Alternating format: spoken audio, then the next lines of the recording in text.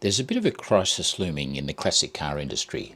The skills needed to restore and work on old classic cars are getting more scarce every day. It's fun to work on your own car, or do what I'm trying to do, convert an old Porsche to electric, but sooner rather than later your classic car resto project is going to need to get some specialist involved. Whether it's a bit of chrome plating, or fabricating some bracket, or calibrating a fuel injection head, or machining up a shim for your gearbox because the original part has long since been discontinued, or even just a bit of panel work. These are not the skills modern dealerships and workshops need. A panel has a dent, you don't try to beat it out, you just bolt on a new one. Something's broken, don't fix it, just bin it and get a new one. We live in a throwaway world. Now, the motorsport industry is pretty good at building a network for all the special skills it needs, but for restorers of classic cars, it's more diverse and it's getting harder every day. And when you do find the person you need, inevitably they're super busy and a long way away. Now, recently I met David Dyer, another petrol head who's been tinkering with cars all his life, and he's actively trying to do something about this skills shortage problem. I'll let him explain, but first let's have a little tour of his workshop, see what's going on. It's David, and we're looking around modern classic cars. Foundation.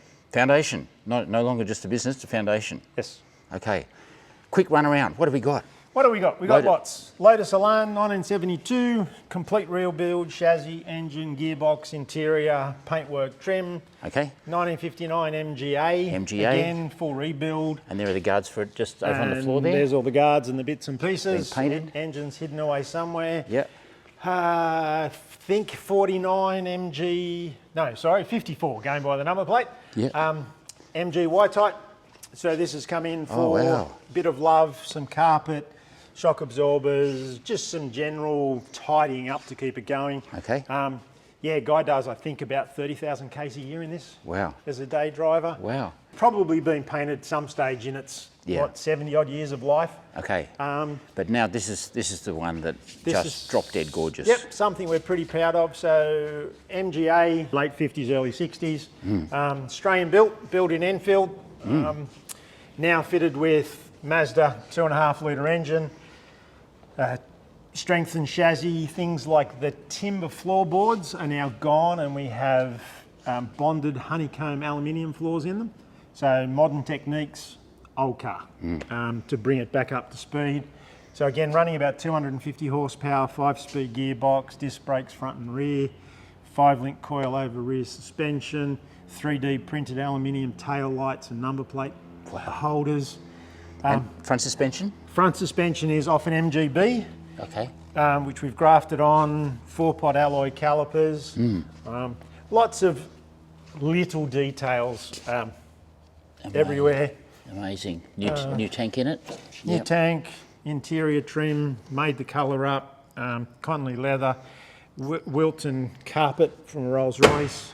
And I love the way you open the doors on these. You just reach in, there's a little drill card there. Yeah, why not? That's all. Again, we've kept those silly little things. Changing it makes no value to the car. Why not? Let's have the little bit of string. Let's keep it a bit quirky. Gauges are original.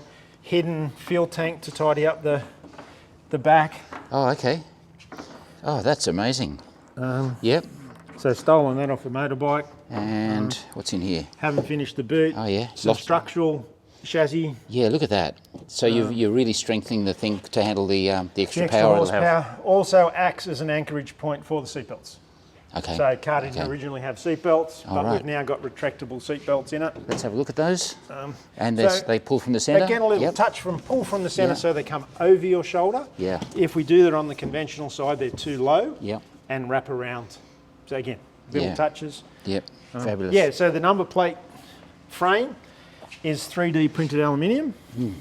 So painted, got the nice curve in it. Beauty of that for us is number plates are different sizes. Yeah. So we can make a number plate holder specific for the plate. That fits the plate. So it's right. Wow. Again, just attention to detail. And the colour is magnificent. Do you know the name of the colour off the top? Yeah, well, the colour's sort of a colour we sort of fiddle with. So it's the old Escurious Ghost, if I've said that right, racing colour from Scotland that had a metallic in it.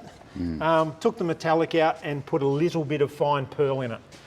So get it in shadow, looks like a blue car, put it out in the sun.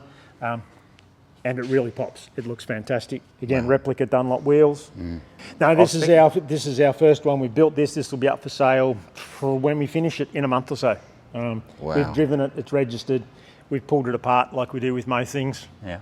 Fine tuning, trying to get them right. We're never sort of really happy. That's gorgeous. And I can see what it needs here. What's it need? Yep. Weighbridge, check the speedo, diff rebuild, install the diff. Some wipers. Wipers, boot trim, engineer, take the engineer, final sign off, Rego, road test. Yep. And put it on the market, and it'll be like at least $30,000. Oh, maybe 32. Mate, we just got, so many people just got on the, we were scrolling down the description going, where's the contact? No, it won't be $32,000. Not at all. It'll be like 10 times that probably. Yeah. Or, you want to put a number on it or not really? 230,000. 230,000. Mate, I can see it. Fully welded that's what it costs? instead of bolted on guards. It's all ours. Yeah. It's all labour. It's all ours. Yeah. Well, now we've looked at the MGA. Let's go and drive the MGB. Not a problem. You got a red one? We do. What else colour would an MG be? How many red ones do you have? In the shop at the moment, I can see at least 3. 5, I think. Oh. Hidden away. There's another couple over there in bits. Oh, yeah. Red E-type Jag. Yeah. Yeah. Red. Okay. Another MGA. Red one in bits there. Yep. There's a 356 under there. It looks like a resto-mod kind of car. Yeah, it is. It's a replica 356. It's low. So you don't just do resto-mod conversions. It's everything. Everything from an oil change to a resto-mod or a straight nut and bolt concourse restoration. Again, whatever the customer wants and whatever we can get the apprentices to learn from. Including, how often do you see that? A 1969 Nissan Patrol or a Datsun Patrol. It's a bit hard to tell. Datsun Patrol, yeah. It's a changeover car. Right. So it has Nissan badges and has Datsun badges. And you're just adding some assistance to the steering rack and that for the owner, so that he can actually. Yeah. So load. of course, big old truck. Steering's quite heavy, so we're adding electric power steering to it. That's about the same size as the electric motor that's going on there. That's right, yes. Using a can of Monster Energy. For measurements. Oh, just for measurement. You're not actually going to fit that actual can there. The motor will be this size. Okay. Yeah. How tidy. Look at this. This is going to send some people into a frenzy. That's brand new in there. Yes. And then, into the showroom. Ta-da. Lots of things from various ages. Yeah. Another Abington version MGB, again, red, black interior. Gentleman will pick that up on Monday or Tuesday. Has owned that car since 72, I think. He's gone for the wire wheels option. Gone for the wire wheels, but I think he's also got a set of steel wheels as well. Fantastic. MX-5, NA MX-5, now a classic car. It's 36 years old, I think that is. So that, again, like everything, seems to be modified. It's got coilover suspension, disc brakes, little turbo. But again, fun little thing. 1990s version of an MGB. You can still get them. You can still get bashed up ones. There's plenty of them around. Cheap as chips. Yeah. But finding the skills to work on them is getting increasingly hard. The little EV Mini, which is up for raffle. Yeah, that's great right. Fun. I bought a raffle ticket. Good. So can everyone else. 1953 MGTD. Done in the sort of 1950s boy racer style. It has a Toyota MR2 supercharger, Ford Sierra gearbox, 5-speed, Volvo front brakes. Wow. Yeah, but again, looks like it should. That's not an MR2 motor. No, just the supercharger. Oh, just the supercharger. So okay. standard X-Pag engine from it. Should have been 1275, now it's out to about 1400 cc's. Good old A series. Still crank. At 1440 cc's, the piston rings are shaking hands to each other as they go past. I think they're pretty much. That's as far as you bore them another thou and you get a little, and they're gone. Yeah. Okay. Little Triumph Dolomite Sprint, although it's not in the Sprint colours. It's painted in Corvette Sting Red. Came to us as a 4-cylinder 16 valve Triumph. Blown head gasket, couldn't get a head.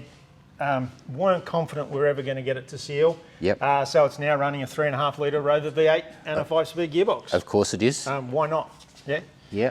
Another glorious MGTD. No, TF. So next one along. Another TF. So about 54, 55. Okay. Gentleman had pulled it apart, every conceivable bit. Sat in the garage for many, many years. Yeah. Then he gave us, some boxes. Yeah. We redid the timber work, did the metal work, painted it, trimmed it, rebuilt engine, diff, everything new. So Put it back together. Waiting for him to come and pick it up. Wow. And the roof? Roof, completely what is called duck, but is just a old tan canvas. Wow. So many coal cars are sitting around in cardboard boxes in people's garages, and just they get beyond hope. Yeah.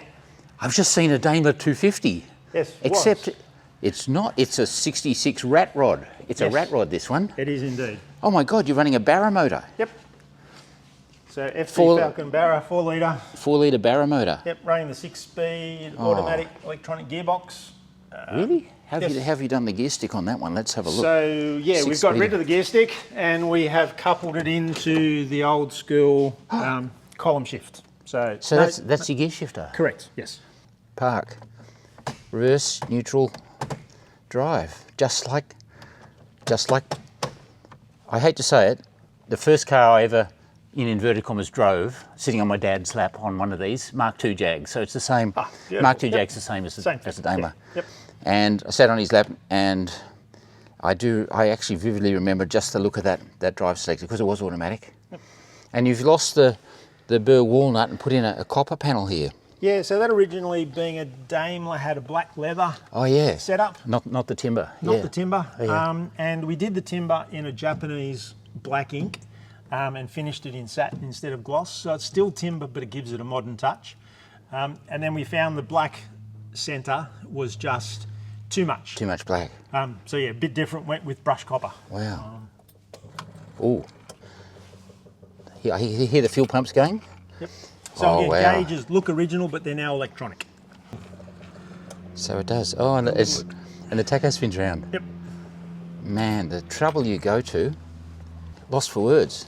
And the seats, it's the Connolly leather. Yep. Soft as, like they always were. Like a lounge chair, bouncy. Rat rod. Yep, handmade aluminium guards. They're not plastic. They're aluminium. Oh yeah.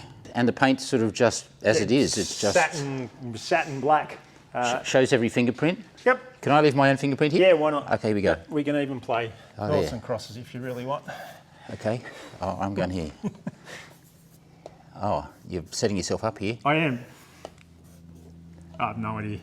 I win. Bugger. Louvers, again, handmade. Didn't weld them in, wanted to give it that sort of industrial look. Just, it is practically to let out a bit of the heat. It's a hot motor. Not particularly, no. It's more a visual enhancement aid than what it is a technical aid. Yeah. All right, that's enough indoors. Let's go and get some sunshine. Now I'm going to ask you about the foundation, modern classic cars. Yep. What's with who's funding it? Is it you? Me. Yep. Essentially at the moment, yes. So it's a business that's intending to make money by making these cars, but... Yeah, well, it was a business. It's now a not-for-profit charity, although I'm sort of pretty much funding it and running it and working in it. I don't own it. I'm not a director of it. Its whole purpose is to train people to work on classic or specialist cars. So you offer indentured apprenticeships? Proper 4-year apprenticeship. So they commit to come and work with you for that period of time? For that period of time, yep. Okay. And in return you do what? You skill them up? We skill them up. It's a completely fee-free apprenticeship for them. So all of their apprenticeship costs are covered by us. So any TAFE fees, any extra training they want to do, their original toolbox we buy for them. Okay. As an encouragement for them to join the trade. They're learning skills that are not being taught anymore, and we get that. The modern dealer doesn't need the skills that we teach them. Yep. And that skill could be how to make a brake line from scratch, what is a magneto, how to pull a magneto apart, how to balance 3 SU carburettors. Yeah. And panel beating? Panel beating again, fabricating. So we employ trimmers, mechanics, auto electricians, and paint and panel. A panel beater that can paint, or a painter that can panel beat. And by panel beating, we mean panel beating. Yeah. You know, getting a sheet of flat steel, cutting a rust hole out of a car, forming the metal and filling it in. Not just in the modern term, getting a panel off the wall, out of a box and fitting it to a new car. Also teaching them to deal with the inaccuracies of old cars. Yep. They're not all the same. You can't get a door out of a box and put it on, it will fit. It doesn't fit. Yeah. It needs a bit of fettling. It needs a bit of patience. Yeah. So the reason for the foundation was all of those trades were disappearing, and disappearing incredibly quickly. You saw a need and you said, I have to skill up these young people. It has to be done, yes. I come to it as a midlife crisis person. Had always built my own cars in the background as a hobby. Thought, why not just do this as a semi-retirement? Build some cars for some friends, keep me off the streets. And it led to this. And it got out of hand. Yeah. We grew to a stage where we couldn't grow anymore doing full restorations or resto-mods or builds, whatever you like to call them. Yep. Because the industry around us was dying. Not just a matter of driving a suburb away to get some chrome plating done. Yeah. It's got to the stage now where we're sending it overseas. Finding a high quality trimmer that can do the kind of work we're after. They have a 3 or 4 year wait. It's just not feasible. It was obvious that the industry as a whole, the classic car specialist industry, is a huge group of lots and lots of very small businesses. So at Christmas we bit the bullet and decided to turn the business, give the business away and turn it into a not-for-profit charity. Okay. Wow.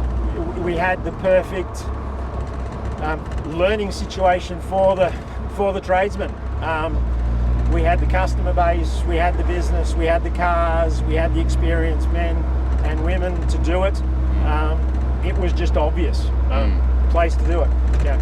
What better way to someone to learn about automobiles is getting one in, pulling it down to every one of its components, pulling those components apart, and then putting it back together. We don't think you can find a better way to learn. Hey, listen, you may not know that this channel is far more than my never-ending crappy old Porsche project. Mark and I are so lucky to be able to review truly epic cars like these, and we'd love you to explore our back catalogue if you get a chance.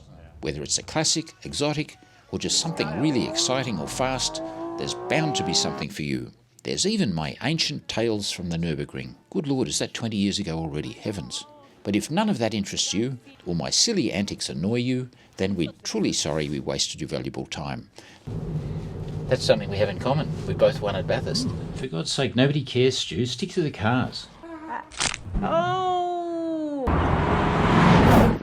Just make sure you unsubscribe and perhaps leave a trolling comment about what a pair of talentless boomers we are as you wave us goodbye. Thanks for your attention to this matter. Now back to the video. So viewers, there's a tour of Modern Classic Cars Foundation workshop out here at Bankstown Aerodrome. Can we say that? We can. Thank you. Thank so you for if you want them to build your car, if you want David to build your car, or just service, yeah. You want to watch it? Yep. Anything. Give them a call. The number's down below. Look down in the description, and there's the contact. And look, thank you very much for coming. Hey, and I assure you the pleasure's all mine. It's a toy shop. Okay, now I'll just get Mark Williamson, and we'll come and review a couple of cars. Take them for a spin, yes. Bye. Say goodbye, Dave. Ta-da.